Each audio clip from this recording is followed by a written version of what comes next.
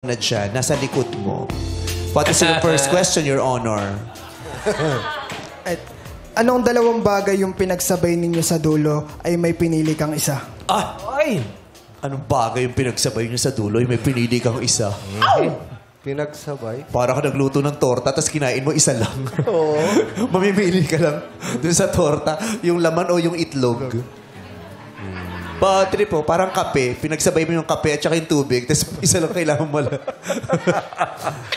So, meron daw ba kayong pangyayaring gano'n sa buhay? May pinagsabay kayong dalawang bagay, pero sa dulo, isa lang ang pinili nyo. Herbie.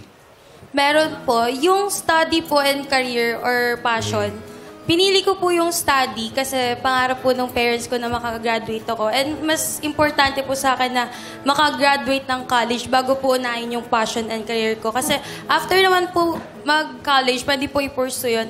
Naisip ko rin po na yung love, kaso hindi ko po siya, sa base po sa experience ko, hindi ko naman po give up yung love kasi naniniwala po ako na kaya po pagsabayin yung love and career or love and study as long as yung partner mo is supportive sa'yo and nagtutulungan kayo mag-grow together po. Isa lang talaga yung pinag-aralan mo. Well, Study lang. Studies. Imagine siya agad, isang subject lang. Kaya pala hindi niya na iniwan kasi isang subject lang naman to. No?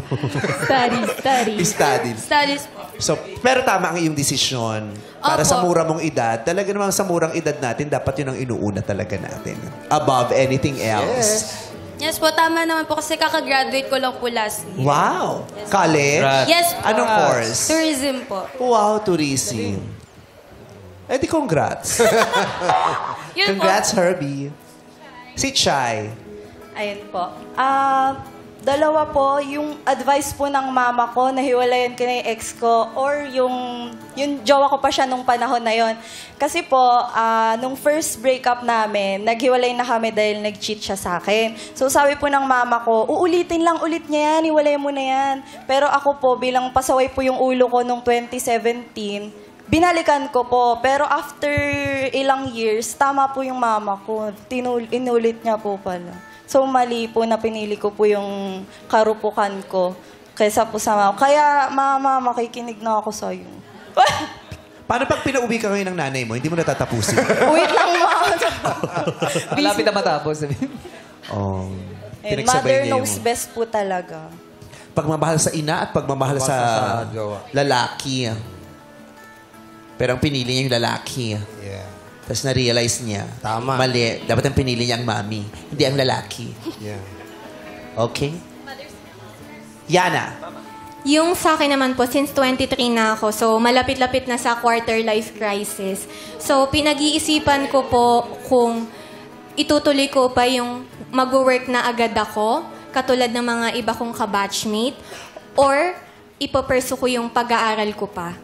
Pero na-realize ko po na may kanya-kanya naman tayong path sa buhay. Although hindi ko napipigilan na mapag-isip na, sila lalaki na ng sweldo, may stable na work, regular na sa trabaho. Siyempre, inabot po kasi kami ng K-12, so medyo matanda na po yung pagka-graduate namin.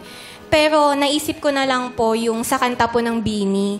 Sabi niya, di ba? Sabi nila, ang buhay ay hindi karera.